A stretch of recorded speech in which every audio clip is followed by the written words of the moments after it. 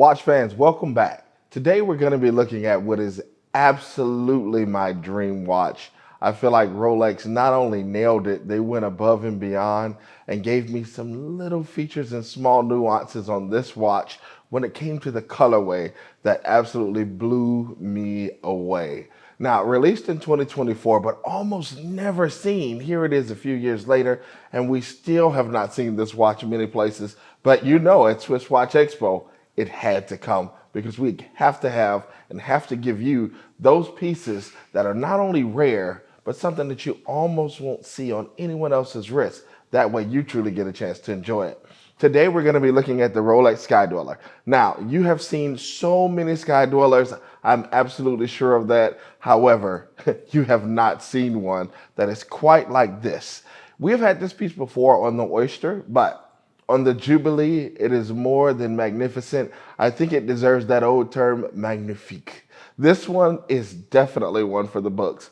With the Sky-Dweller, let's first talking about the complications itself. This is actually going to be one of those pieces that is built in two ways. So it's an annual calendar and it's a GMT.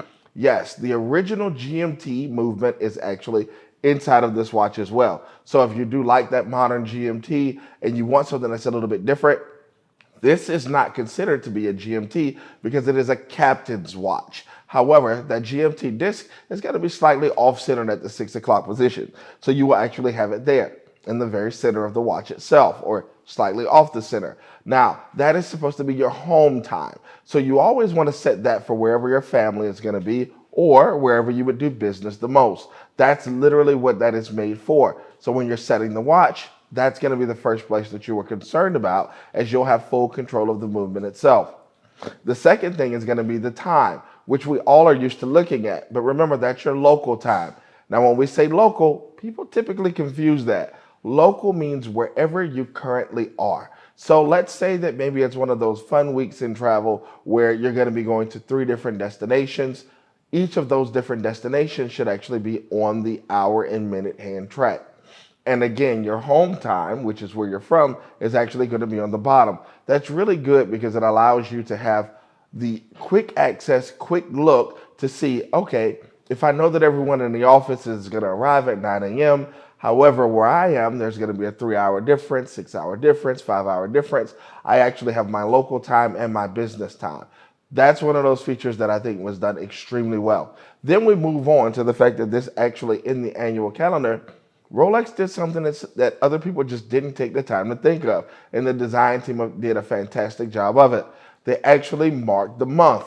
There's 12 months in a year, so where we have those 12 hours, now you can place a month at each one of those places, and it is actually signaled to you by a red marker. That's really fun because that red marker definitely stands off or stands out, but it's also one of those things when you look down, it is alarming because when you see that red, it draws you right in, no matter which color dial that you choose.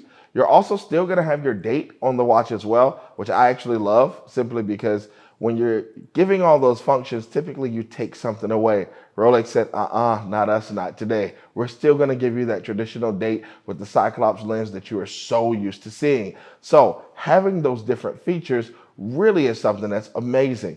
But how it's done, that's going to be one of those things that we'll go to next. But I cannot go there until we take the time to pay homage to this dial. This dial is a most beautiful color. We have all seen the blue dial Sky-Dweller. I remember when that released and it was actually told that this was going to be Luca's special piece when he was asked to come out of retirement and come back and guide the Rolex family.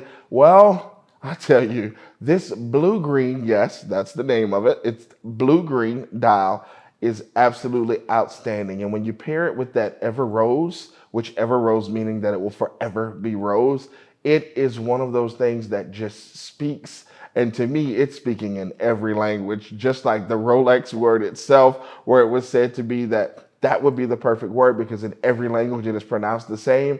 Oh, they did that on this particular piece. I really know and feel that Hans would have seen this piece, and he would have definitely had to salute his design team and say that they have definitely carried the torch on for the next generations, and we definitely thank you for it. I absolutely love that dial color, but we're going to continue to move on. We'll move on to the actual command ring. The command ring is actually the bezel.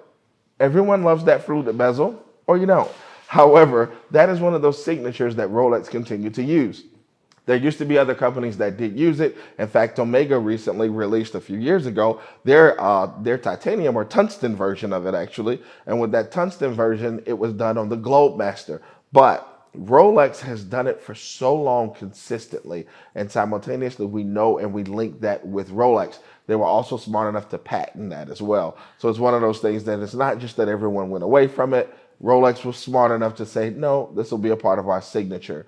Well, when you put that fluted bezel with this Jubilee bracelet and that blue-green dial on an annual calendar that acts like a stick shift on a car where you actually rotate the bezel, and as you rotate the bezel, it actually accesses each command, Rolex has done something that we have all waited for in horology. And they said, no, we don't get into mass complications when it comes to things that are a little bit more difficult. But when we do it, we show up and we show out. We want to know what your opinion is. So tell us here in the comments below at Swiss Watch Expo.